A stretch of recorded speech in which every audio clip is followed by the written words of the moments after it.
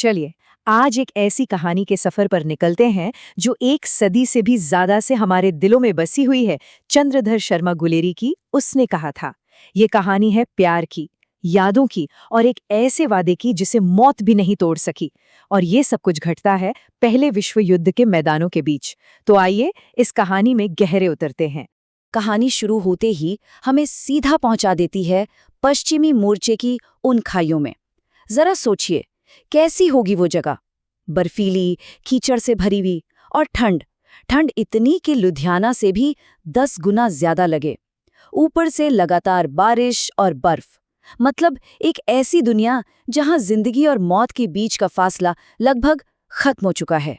तो कहानी का ये पहला पड़ाव हमें इन्हीं सैनिकों की जिंदगी के बीच ले जाता है और यहीं पर हमारी मुलाकात होती है इस कहानी के हीरो जमादार लहना सिंह से, जो इस बेरहम ठंडी मिट्टी पर अपने साथियों के साथ सीना ताने खड़े हैं।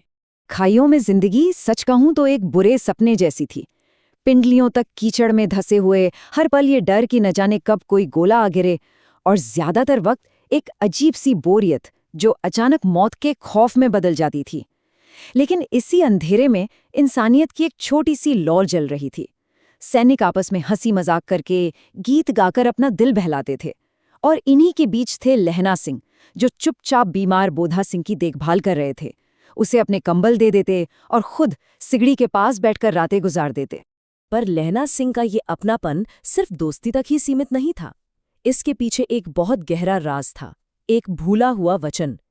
अब कहानी हमें उस मोड़ पर ले जा रही है जहां लहना सिंह की जिंदगी का सबसे बड़ा मकसद तय हुआ था। 25 साल, एक लंबा अरसा बीत चुका है। जंग पर जाने से ठीक पहले लहना सिंह अपने सूबेदार हजारा सिंह के घर जाते हैं।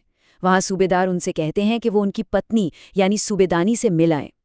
और जैसे ही लहना सिंह सूबेदानी को देखते हैं, वक्त जैसे थम सा जाता है। अरे, ये तो वही लड़की थी, अमृतसर की गलियों वाली वही मासूम लड़की। सूबेदारनी उन्हें वो बचपन का किस्सा याद दिलाती हैं, जब लहना ने उन्हें एक बेकाबू तांगे के नीचे आने से बचाया था। और फिर वो एक ऐसी बात कहती हैं जो लहना की जिंदगी बदल देती है। वो कहती हैं कि जैसे उस दिन मेरी जान बचाई थी, वैसे ही जंग में मेरे पति और मेरे बेटे दोनों की जान बचाना, ये मेरी भीख है तुमसे। और बस यही वो पल था, यही वो वचन था जिसके लिए लहना सिंह अपनी जान तक दांव पर लगाने को तैयार थे। अब इस वचन के वजन को ठीक से समझने के लिए हमें युद्ध के इस खौफ से बहुत दूर जाना होगा। हमें लौटना होगा अमृतसर की उन जिंदा दिल गलियों में, जहां लहना के बचपन की एक बहुत ही मासूम सी याद दफन है। एक ऐसी दुनिया जो खाइयों की इस दुनिया से बिल्कुल बिल्कुल अलग थी। जरा इन दो दुनियाओं को देखिए, जमीन आसमान का फर्क है। एक तरफ अमृतसर के वो चहल पहल वाले बाजार, तांगों का शोर, दही बड़ियों की खुशबू और वो मासूमियत भरे सवाल, और दूसरी तरफ खाइयों का कीचड़ भरा सन्नाटा, बम के धमाकों की गूंज और हर पल मौत का इंतजार। लहना सिंह का मन इन्हीं दो दुनियाओं के बीच झूल रहा था। तो ये कहानी करीब 1 महीने तक चली थी। एक 12 साल का लड़का लहना सिंह और एक 8 साल की लड़की बाजार में बार बार एक दूसरे से टकराते, और हर बार लड़का मुस्कुराकर एक ही सवाल पूछता, तेरी कुड़माई हो गई? और हर बार लड़की शर्माकर थट कहकर भाग जाती। ये उनका एक छोटा सा मासूम सा खेल बन गया था। लेकिन फिर एक दिन जवाब बदल गया।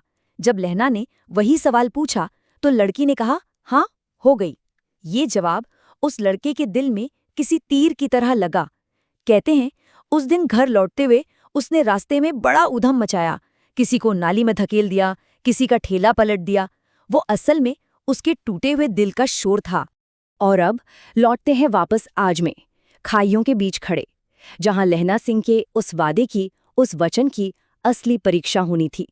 बचपन की वो मीठी सी याद अब एक बहुत भारी जिम्मेदारी बन चुकी थी, और अब उसे निभाने का वक्त आ गया था। अचानक एक जर्मन ऑफिसर उनके असली लेफ्टिनेंट साहिब का भेष बनाकर आ जाता है। वो सूबेदार को एक झूठा हुक्म देता है कि पास की जर्मन खाई पर हमला करना है। सूबेदार बेचारे धोखे में आ जाते हैं और अपनी टुकड़ी को लेकर एक अनजान जाल की तरफ बढ़ जाते हैं। लेकिन लहना सिंह, उनकी पारखी नजरें इस धोखे को भांप लेती हैं। वो देखते हैं कि अरे, इस अफसर के बाल तो कैदियों की तरह कटे हैं, ये किताबी उर्दू क्यों बोल रहा है। और कमाल तो तब हो गया जब उसने एक सिख को सिगरेट ऑफर कर दी। जब लहना ने शिकार की पुरानी बातें छेड़ी तो नकली अफसर की कहानी का सारा झोल साफ नजर आ गया। और बस यहीं पर कहानी का रुख पूरी तरह बदल जाता है। लहना सिंह समझ जाते हैं कि ये एक बहुत बड़ा जाल है। वो फौरन कमान अपने हाथों में लेते हैं, वजीरा सिंह को भेजते हैं कि जाकर सूबेदार को वापस बुलाओ, और खुद अपने मुट्ठी भर साथियों के साथ दुश्मन का सामना करने के लिए वहीं डट जाते हैं। हालात बेहद मुश्किल थे।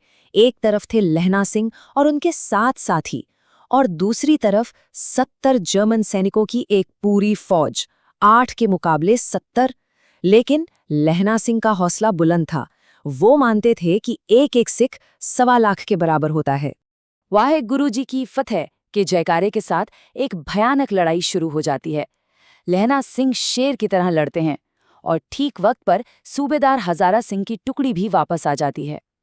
जर्मन सैनिक 2 पार्टों के बीच में पिस जाते हैं और सिखों की शानदार जीत होती है।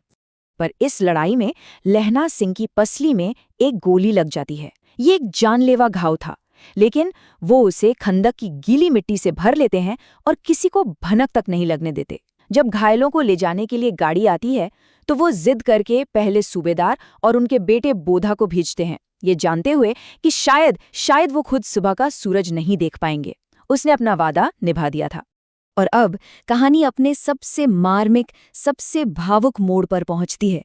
जैसे जैसे लहना सिंह की जिंदगी की लौ बुझ रही है, उनकी यादें उनके दोस्त वजीरा सिंह की गोद में एक-एक करके फिर से जिंदा हो उठती हैं। गाड़ी में चढ़ते हुए सूबेदार से लहना सिंह अपनी आखिरी बात कहते हैं। वो सूबेदारिनी के लिए एक संदेश भेजते हैं कि जो उसने कहा था वो मैंने कर दिया।